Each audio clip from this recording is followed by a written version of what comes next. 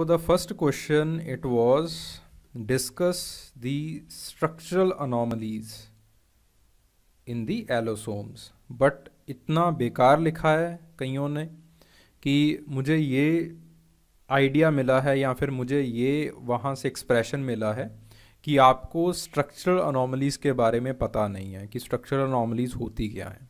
ठीक है, कईयों ने स्ट्रक्चरल अनोमलीज़ की जगह पे जनरल सारी अनोमलीज़ लिख दी, एन्यूप्लाइडी, यूप्लाइडी, पोलीप्लाइडी, सब कुछ लिखना स्टार्ट कर दिया।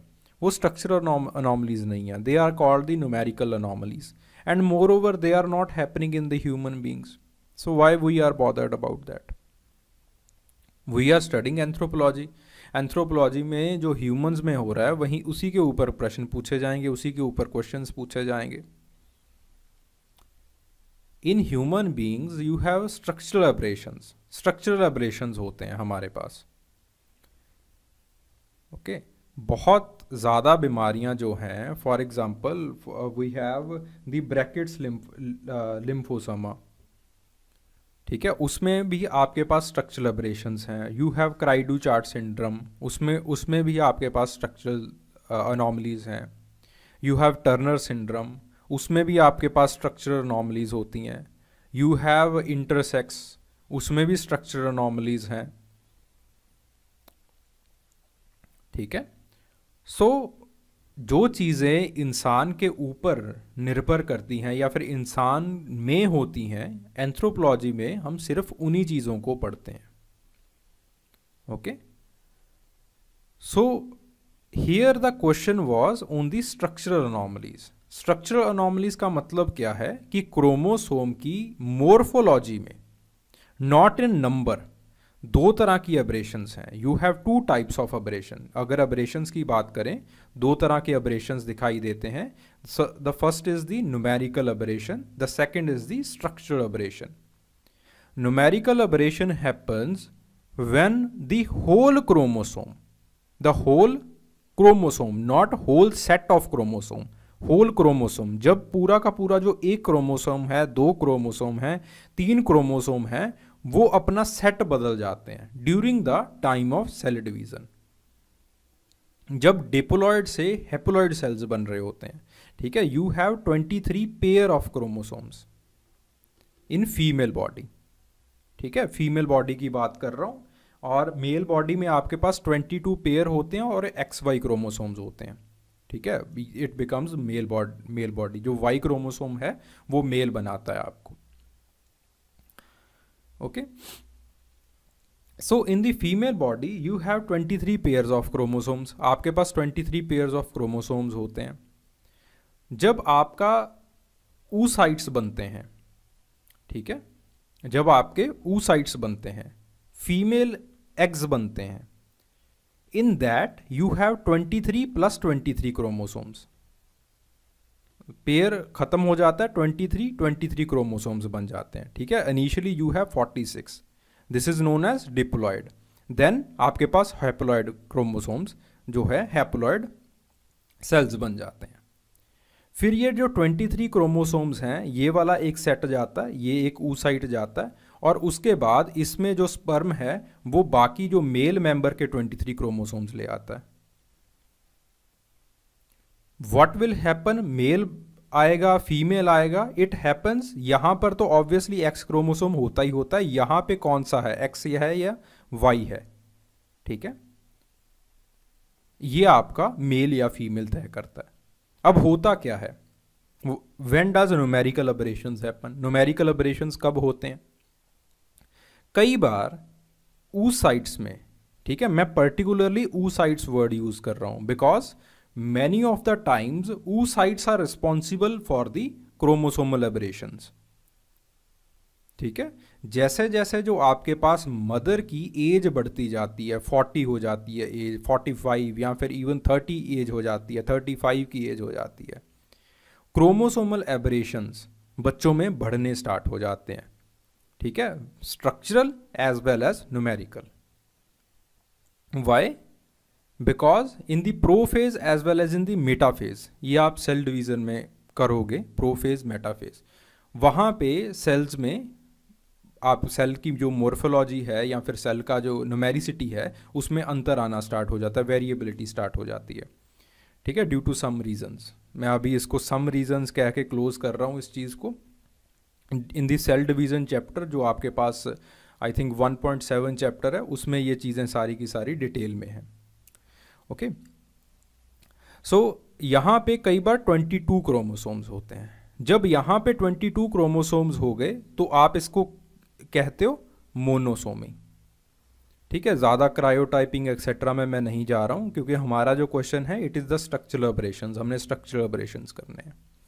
जब आपके पास यहाँ पे देखिए, यहाँ पे 22 होंगे तो दूसरे में क्या आ जाएंगे 24, एक वाला जो है वो इधर जंप कर जाएगा। यहाँ से 24 आ गए, अगर इसके साथ फर्टिलाइजेशन हो रहा है 23 यहाँ से आ गए हैं, तो इसको हम कहते हैं ट्राइसोमी। ये तो होते हैं भाई न्यूमेरिकल ऑपरेशंस। इंसान सिर्फ 2 तरह की ऑपरेशंस ही, 2 तरह के न्यूमेरिकल ऑपरेशंस ही झेल पाता है ज़्यादातर कंडीशंस में, जनरल कंडीशंस में। एक है मोनोसोमी, दूसरा होता है ट्राइसोमी, ठीक है। देयर आर एक्सेप्शंस, मैं एक्सेप्शंस को नकार नहीं रहा हूं, मैं जनरल कंडीशंस की बात कर रहा हूं। Okay, now come to the structural aberrations. Structural aberrations में क्या होता है कि पूरा का पूरा एक क्रोमोसोम लूज नहीं होता है, पूरा का पूरा एक क्रोमोसोम गेन नहीं होता है। Sometimes you have just lost a part of the chromosome. Sometimes you have just gained a part of the chromosomes. Sometimes chromosomes just reorient themselves. Morphology, what is the morphology of the chromosome? Chromosome की morphology क्या है?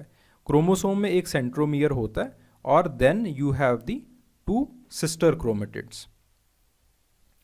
इन chromatids के ऊपर आपके पास jeans पड़े होते हैं, ठीक है, इन दी लीनियर ऑर्डर, जैसे ए, B, C, D, E, F, G, H. तो आपने जीन्स लिख दिए, ठीक है। इस लीनियर ऑर्डर में जीन्स पड़े होते हैं। कई बार ए और बी जो जीन्स हैं वो चले जाते हैं, वो कट जाते हैं, तो आपके पास क्या बचता है? जो अगला क्रोमोसोम बनता है आपके पास, अगला क्रोमोसोम जो बचता है आपके पास, वो क्या बचता है? सी, D, E, F, G, H, ठीक है, ये एच। तो ए और बी हमेशा के लिए चले गए, इसको कहते हैं डिलीशन। कई बार ए और बी 180 डिग्री रोटेट करके वापस से लग जाते हैं, ओके, इसको कहते हैं यू हैव इन्वर्जन। कई बार ए और बी डुप्लीकेट कर जाते हैं, अपने आप को डुप्लीकेट करके कहीं और लग जाएंगे, इसको कहते हैं डुप्लीकेशन। ओके, सो इस तरह से आपके पास बहुत सारे मोर्फोलॉजिकल एब्रेशंस हैं। In the morphological aberrations gene can be lost, deletion, gene can be gained, duplication, ठीक है, डुप्लीकेशन में जीन्स गेन हो जाते हैं। And in some cases gene can neither be lost nor be gained, but they translocate themselves, for example inversion, ठीक है। So these are the aberrations in the morphology of the chromosomes. ये आपके पास morphology में ये अबरेशंस आते हैं, ठीक है। चलिए टाइप्स करते हैं और धीरे धीरे आपको जो चीज़ें हैं वो पता लगनी शुरू हो जाएंगी। So the first is the deletion. Deletion 2 तरह की होती है। The first one it is the terminal, दूसरा है intercalary deletion. In the terminal deletion the chromosome और the genes they are lost forever एवर। डिलीशन इट इज परमानेंट, ये आपके पास परमानेंट होती है। This chromosomal mutation, sometimes it is also known as chromosomal mutation. This chromosomal mutation, it is permanent. ये आपके पास permanent होती है। For example, let's say you have A, B, C, D, E, F, G और H। अब आपके पास terminal deletion हुआ। Terminal deletion का मतलब जो है वो A और B परमानेंटली डिलीट हो गए, परमानेंटली लूज हो गए, परमानेंटली ब्रेक हो गए, ठीक है। और जो आपके पास क्रोमोसोम बचा वो था C D E F G H, ठीक है। वो इस तरह से आपका जो क्रोमोसोम है वो आपके पास बच गया, ठीक है। मतलब जो A और B जीन्स हैं वो हमेशा के लिए चले गए। Genes are in the linear arrangement, और इस तरह से आपके पास टर्मिनल डिलीशन हो गया। दूसरा है inter calorie deletion. Inter calorie deletion का मतलब जो आपका डिलीशन हो रहा है वो बीच में से हो रहा है, okay. For example you have A B C D, ठीक है। यहां पे C है, यहां पे D है, यहां पे E F G और फिर H, ठीक है। मान लीजिए कि आपके पास F और E ये दो ब्रेक अवे हो गए, ये दो टूट गए, और जो आपके पास बाकी क्रोमोसोम बचा वो क्या होगा, इट बिकेम, ठीक है। मान लीजिए ये वाला जो ब्रांच है वो ऊपर चला गया, ठीक है। सो बाकी जो क्रोमोसोम आपके पास बचा वो आ गया आपके पास H, यहाँ पे G, ठीक है। फिर उसके बाद यहाँ पे D, यहाँ पे C, यहाँ पे B, यहाँ पे A।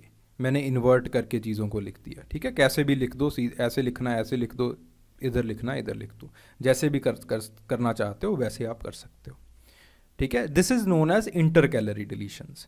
In the intercalary deletions you have two breaks. दो बार आपका जो क्रोमोसोम है वो टूटता है, ठीक है। दो बार क्रोमोसोम टूट के जो बीच वाला पोर्शन है वो निकल जाता है, और जो बाकी दो वाले पोर्शंस हैं जो ब्रोकन अवे एंड्स हैं वो आपस में जुड़ जाते हैं, ठीक है। इसको आप कहते हो इंटर कैलोरी डिलीशन। उसके बाद आता है डुप्लीकेशन, ओके। डुप्लीकेशन चार तरह के होते हैं। डुप्लीकेशन का मतलब जीन्स का डुप्लीकेट होना, जीन्स का गेन होना। डिलीशन में हम जीन्स को लूज कर रहे हैं, डुप्लीकेशन में हम जीन्स को क्या कर रहे हैं, गेन कर रहे हैं, ठीक है। डिलीशन का कोई एग्जांपल आपके पास, for example you have the cri du chat syndrome. Cri du chat syndrome में क्या होता है, ऑन द फिफ्थ क्रोमोसोम का पी एंड उसका डिलीशन होता है, ठीक है। जो आपके पास पी ब्रांच है या फिर जो पी क्रोमेटिड है आपके पास, ठीक है। पी किसको रिप्रेजेंट करती है, स्मॉल ब्रांच को, जो आपके पास स्मॉल ब्रांच होती है, ठीक है, उसको करती है। तो deletion of the small branch of the fifth chromosome, ये क्या करता है आपके पास, क्राइडू-चार्ट सिंड्रोम। देन डुप्लीकेशन में चार तरह के डुप्लीकेशन होते हैं। डुप्लीकेशन का मतलब दैट यू आर गेनिंग, ठीक है, you are gaining the genes, आप जीन्स को गेन कर रहे हो, ठीक है। So the first is the tandem duplication. Tandem का मतलब क्या है, वहीं पे होना, ओके। टेंडम डुप्लीकेशन, मान लीजिए आपके पास ये क्रोमोसोम है A B C D E F G, ठीक है। ये आपके पास क्रोमोसोम्स के ऊपर जीन है। मान लीजिए डुप्लीकेशन A और B की हो गई, तो जो आपके पास टेंडम डुप्लीकेशन बनेगा, जो आपके पास नेक्स्ट क्रोमोसोम बनेगा, फाइनल क्रोमोसोम आपके पास बनेगा, वो क्या होगा, दिस क्रोमोसोम, ठीक है। A B डुप्लीकेट हो गए A B, फिर उसके बाद फिर से स्टार्ट हो गए A B C, और ये आगे चलता गया, ठीक है। उसी जगह के ऊपर डुप्लीकेशन हो गई, इसको कहते हैं tandem duplication. Then you have reverse duplication. In the case of reverse duplication, let say आपके पास डुप्लीकेशन हुई और रिवर्स ऑर्डर में जो आपके पास जीन्स हैं वो क्रोमोसोम के ऊपर लग गई, ठीक है। Take the case, you have A B C D, ठीक है, नीचे वाले रहने देते हैं, ठीक है। और फिर उसके बाद जो फाइनल क्रोमोसोम आपके पास बना वो बना आपके पास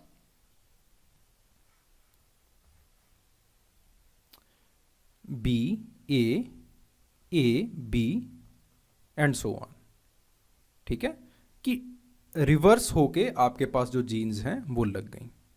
ठीक है, this is known as the tandem duplication, sorry reverse tandem duplication. Tandem में सीधा, रिवर्स टेंडम में आपके पास जो है वो जीन्स उल्टा हो गई। देन आपके पास अगला आता है डिस्प्लेस्ड डुप्लीकेशन। डिस्प्लेस्ड डुप्लीकेशन कब होता है? मान लीजिए डुप्लीकेशन हुआ है, you have chromosome A B C D.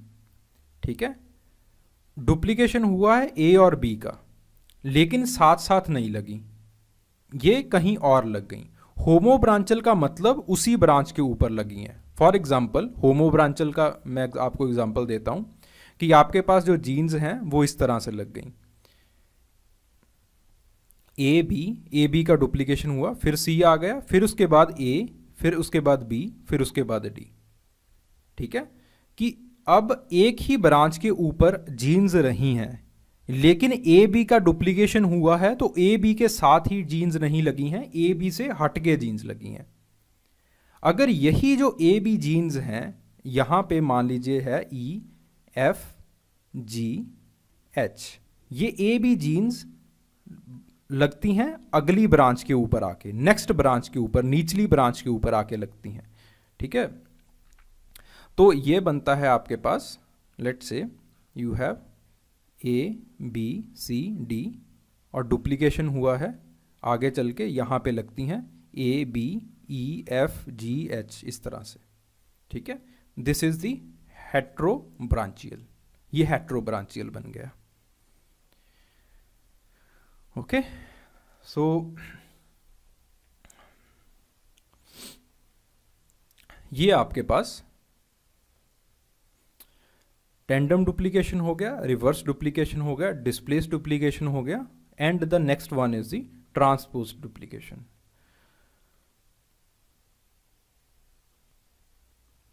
So transpose duplication,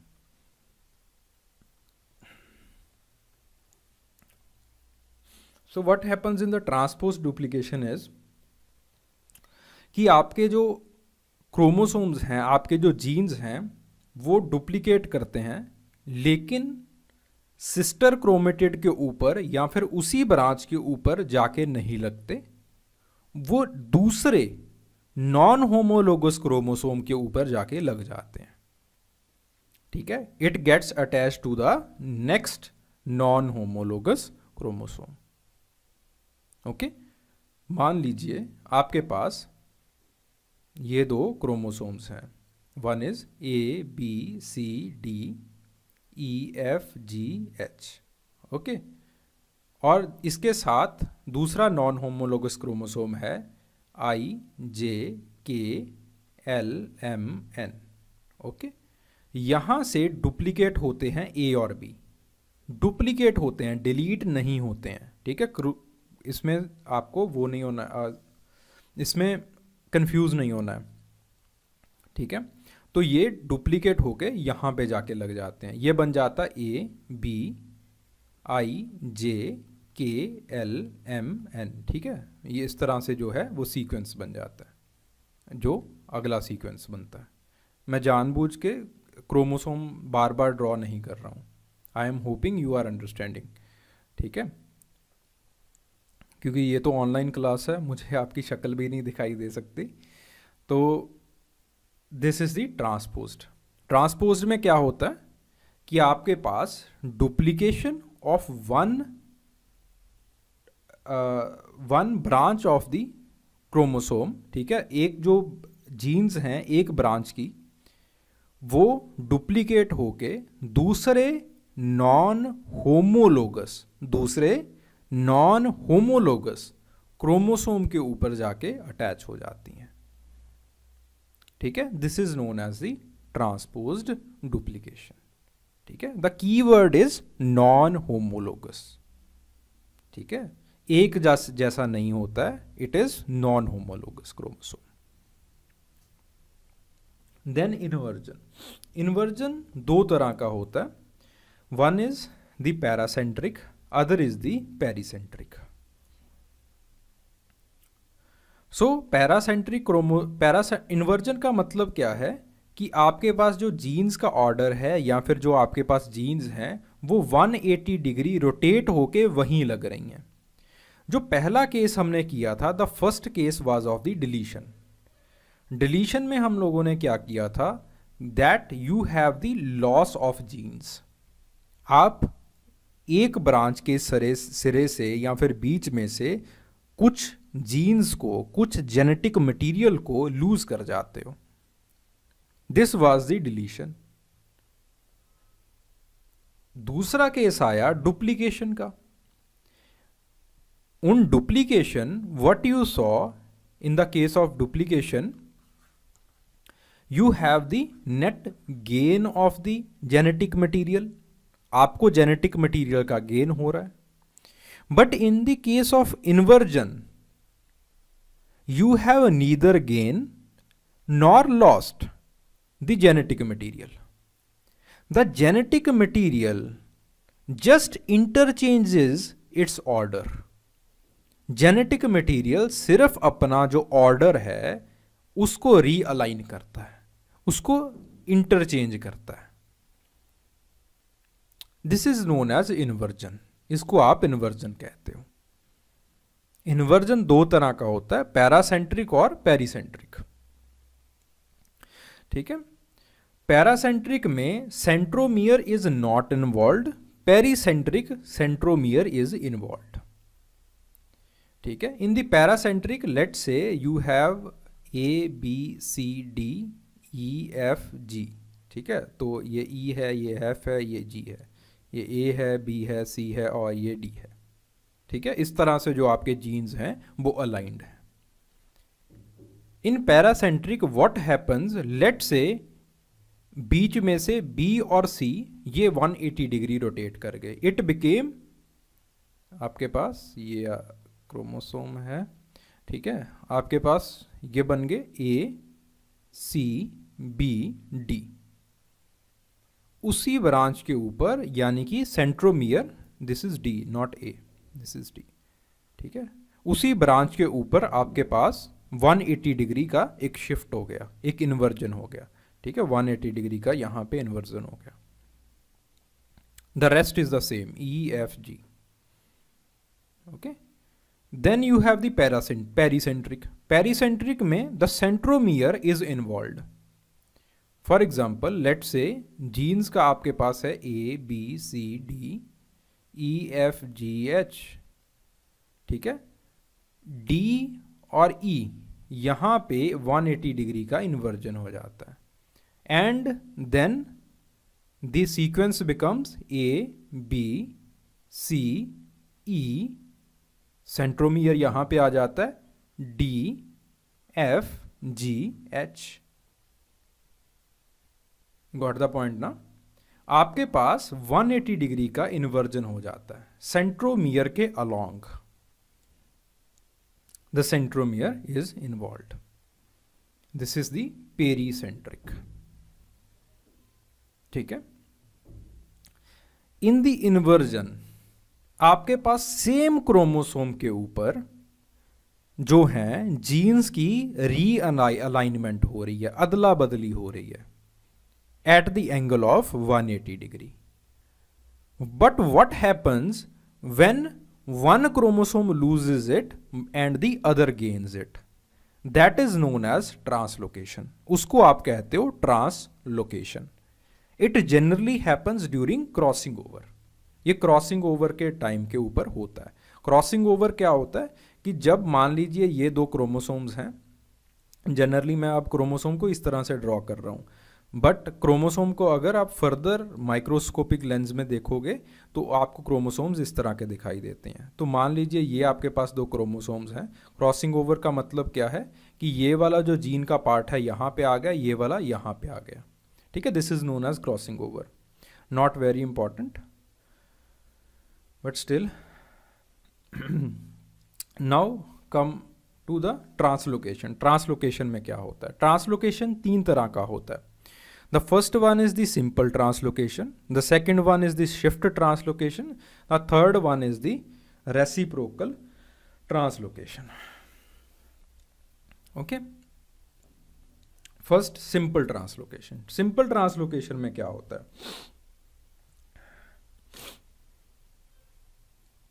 That आपके पास एक क्रोमोसोम्स, लेट से this is the one chromosome ABCDEF, ठीक है, इसके ब्रेक हुआ, यहां पे इसका ब्रेक हुआ, and the genes they got translocated to the other non homologous chromosome. यहां से आपके पास लूज हुआ, this chromosome, this is losing. Okay, and the next chromosome it is gaining, next non-homologous chromosome is gaining. ठीक है, for example the next homologous chromosome it is GH, F तो यहाँ पे आ गया, GHIJK.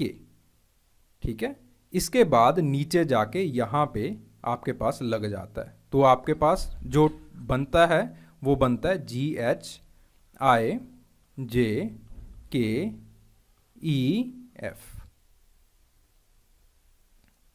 ठीक है, तो ये आपके पास जो फाइनल ऑर्डर है ये बनता है GH, यही था, ठीक है, IJK, और उसके बाद E और F यहां से लूज करके it got translocated to the other non homologous chromosome. यहां पे E और F जाके लग गए. Okay, so this is the simple translocation. Then you have the shift translocation. Shift translocation में क्या होता है कि दोनों जो सिरे हैं, दोनों जो नॉन होमोलोगस क्रोमोसोम्स हैं, दोनों में ब्रेक आता है. For example you have ABCDEF और दूसरा जो है वो है GHIJKL. ठीक है, इस तरह से दोनों में ब्रेक आएगा. यहां पे लेट से K के ऊपर ब्रेक आ जाता है, यहां पे लेट से E के ऊपर ब्रेक आ जाता है. जो K और L है वो इधर चला जाएगा और E और F है वो इधर चला जाएगा. This is known as the sorry, this one is known as the reciprocal translocation. इसको हम reciprocal translocation कहते हैं. ठीक है, shift translocation is the other one. इसको हम कहते हैं that this is the reciprocal translocation. In the reciprocal translocation what happens is कि आपके पास दो ब्रेक्स होते हैं and reciprocally both non-homologous chromosomes they interchange the counterparts. ठीक है, समटाइम्स हमें भी कंफ्यूजन हो जाता है चीज़ों में, so that is why it is always advised कि बार बार रिवाइज करते रहिए. Okay, in the reciprocal translocation what happens is that the both the non homologous chromosomes, दोनों नॉन होमस लोगोस क्रोमोसोम्स दोनों टूटते हैं और आपके पास फिर जो है इंटरचेंज हो जाता है. ठीक है, फॉर एग्जांपल यहाँ से जो K है और L है वो टूटा और इधर चला गया, E और F वो टूटा इधर चला गया. ठीक है, द फाइनल आपके पास जो फाइनल सीक्वेंस है वो बनेगा ABCDKL. ठीक है, K और L ये वाला इधर आ जाएगा और then here you will have GHIJE and F. So this is the reciprocal. And now the shift translocation. In the shift translocation what happens is कि आपके पास let's say there are two non-homologous chromosomes. In the translocation हम non-homologous chromosomes की बात करेंगे.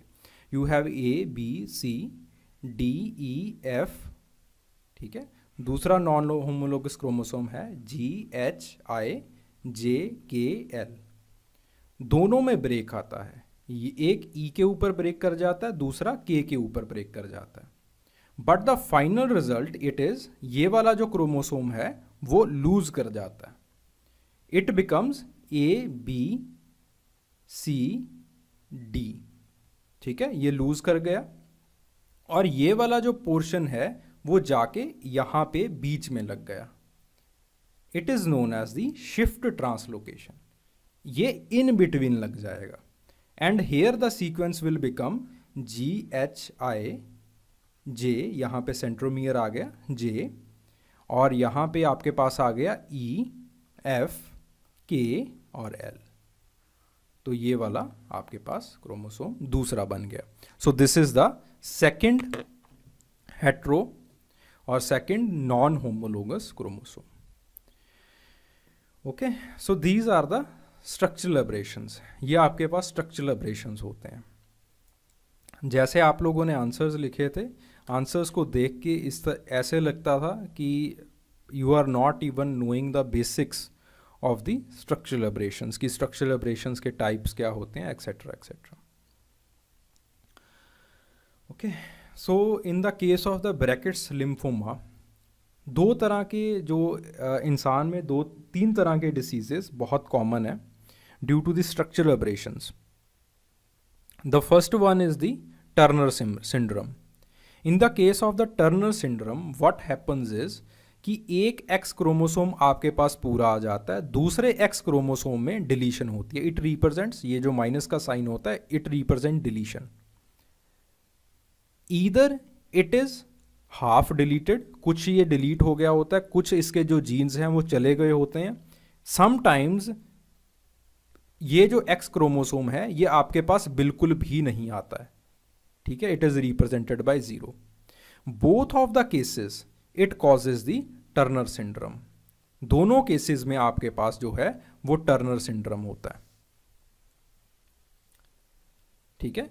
इन the next case you have the cri du chat syndrome. एक और जो आपके पास केस होता है वो होता है क्राइडू-चार्ट सिंड्रोम का। क्राइडू-चार्ट सिंड्रोम में आपके पास 5th क्रोमोसोम की जो शॉर्ट आर्म है, पी आर्म है, वहां पे डिलीशन हो जाता है। Okay, you have the cri du chat syndrome.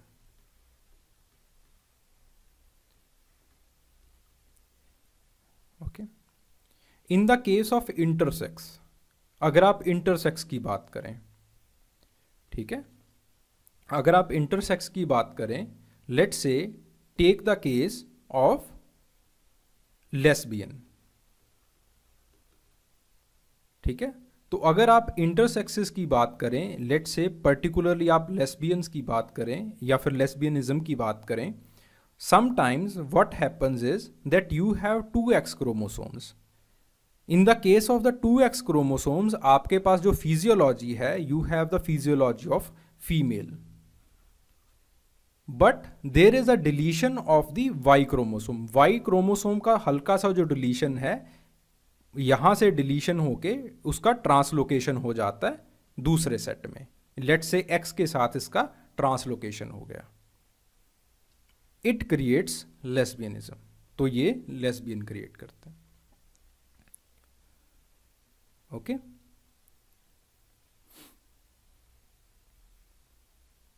In the case of the Klinefelter syndrome, आपके पास क्लेनफेल्टर सिंड्रोम की अगर बात करते हैं, sometimes the whole X is there, sometimes an arm of X is there, both of them causes the Klinefelter syndrome.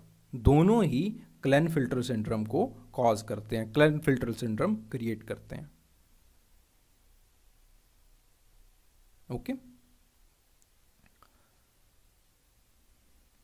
so these are the cases in which the sex chromosomes, the X and Y, उनके deletion से, उनके translocation से आपके पास ये जो चीज़ें हैं ये हो रही हैं।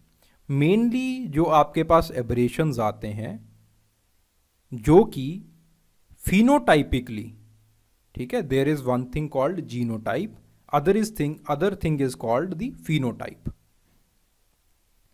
ठीक है। जीनोटाइप का मतलब होता है that what genes are present, what is the genetic makeup.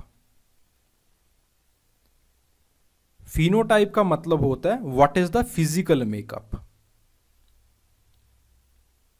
in the case of the genetic makeup, ठीक है, जेनेटिक मेकअप को आप जीनोटाइप कहते हो. जनरली जो आपके पास डिलीशन है और आपके पास ट्रांसलोकेशन है, it causes the aberration in the phenotype. Therefore in the case of the deletion and translocation, generally उनको ज़्यादा हम सिंड्रोम्स के साथ, डिसीजेस के साथ एसोसिएट करते हैं. ठीक है, मैं दोनों वर्ड्स को यूज़ कर रहा हूँ, मैं सिंड्रोम्स को भी यूज़ कर रहा हूँ, डिसीजेस को भी यूज़ कर रहा हूँ. For example take the case of the super male. Super male is just a syndrome, it is not a disease. Initially जब आपके पास सुपर मेल को सबसे पहले स्टडी किया गया तो वहाँ उसको प्रिजन में स्टडी किया गया था. तो सुपर मेल को डिसीज बताया गया कि आपके पास, जिनके पास एक एक्स्ट्रा जो आपके पास वाई क्रोमोसोम है, so this is the karyotype of the super male syndrome. आपके पास 2 वाई होते हैं. जिसके पास एक एक्स्ट्रा वाई क्रोमोसोम है, उनकी जो प्रवृत्ति है वो बहुत घातक प्रवृत्ति हो जाती है.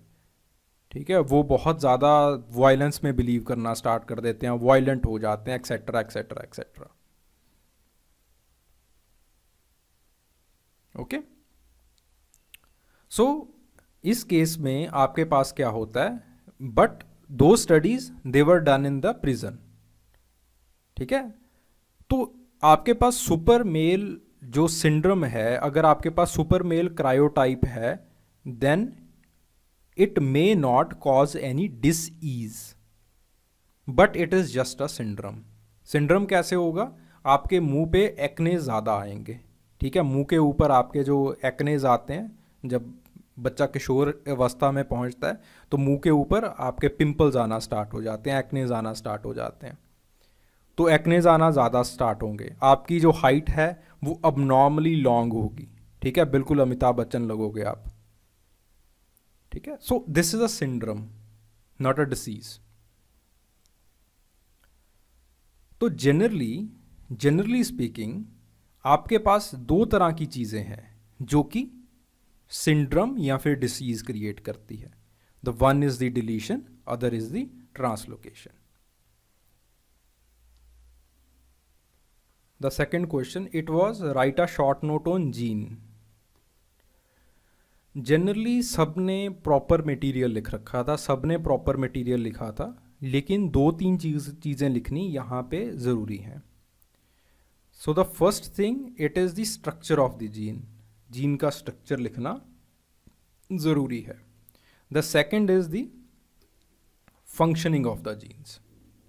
ये 2 चीज़ें लिखनी ज़रूरी हैं आपको.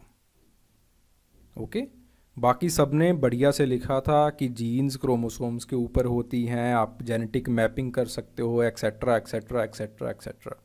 वो चीज़ें भी आप लिख सकते हो, लेकिन 2 चीज़ें लिखनी ज़रूरी हैं.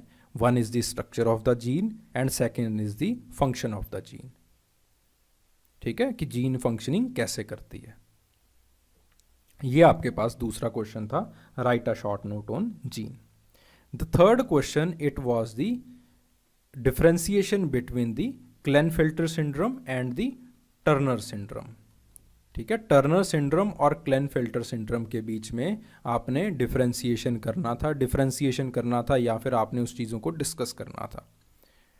ठीक है, so the first thing which is important is the karyotyping. दोनों का क्रायोटाइप लिखना ज़रूरी है. दोनों का जेनेटिक मेकअप क्या है वो लिखना ज़रूरी है. ठीक है, वेदर इट इज़ XXY और वेदर इट इज़ XO या फिर X0. ठीक है, क्रायोटाइप लिखना दोनों का ज़रूरी है. You have to write that properly. Karyotyping लिखिए. ठीक है, देन सभी ने जो क्लिनिकल सिंड्रोम्स हैं वो बहुत अच्छे लिख रखे थे. ठीक है, हर एक क्लिनिकल सिंड्रोम प्रॉपर प्लेस पे था. That is good. ठीक है, क्लिनिकल सिंड्रोम आपको लिखना है, क्रायोटाइपिंग लिखनी है. So thank you very much. So, and if you have any doubt, any query, do write in the comment section. Comment section में ज़रूर लिखिए, ठीक है. I'll try to address that query. Thank you.